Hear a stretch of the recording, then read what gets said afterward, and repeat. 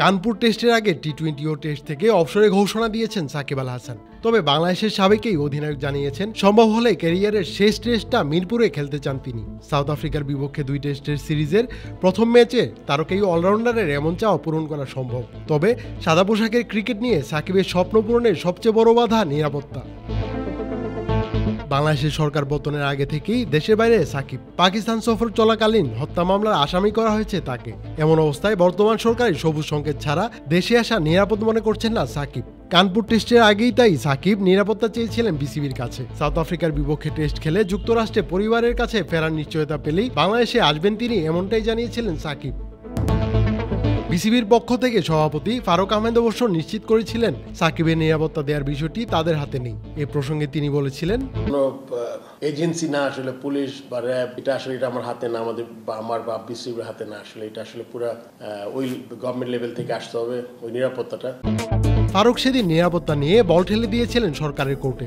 বাংলাদেশে অন্তর্বর্তীকালীন সরকারের ক্রীড়া উপদেষ্টা আসিফ মাহমুদের পক্ষ থেকে জানানো হয়েছে ক্রিকেটার সাকিবের নিরাপত্তা নিশ্চিত করা গেলেও নেতা সাকিবের নিরাপত্তা নিশ্চয়তা দিতে পারবেন না তারা।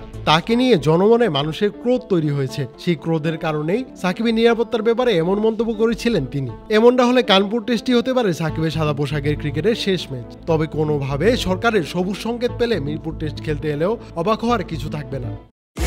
ছোটদের সাথে আনন্দের সুযোগ, বড়রাও করে উপভোগ। Multi chips, super crunchy, super fun.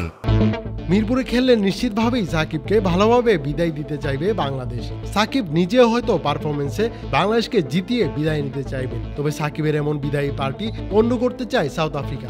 সম্প্রতি এক সাক্ষাৎকারে দলটির প্রধান কোচ শুক্রি কনরুড বলেছেন, একজন ক্রিকেটার যখন অবসর নেয় তখন আশেপাশে অনেক কিছুই হয় এবং আমরা সেটা দেখেই অভ্যস্ত। আমরা এই জন্যই আন্তর্জাতিক ক্রিকেট খেলি, কারণ এখানে প্রধান ইভেন্টের সাথে আরও কিছু কিছু গল্প থাকে। এটা আরও বেশি রোমাঞ্চিত এবং চ্যালেঞ্জিং করে তোলে। বাংলাদেশ সাকিব আল হাসানকে ভালোভাবে বিদায় দিতে চাইবে এবং সে নিজেও ভালোভাবেই বিদায় নিতে চাইবে। সেখানে আমরা তাদের পার্টি পণ্ড করতে চাই।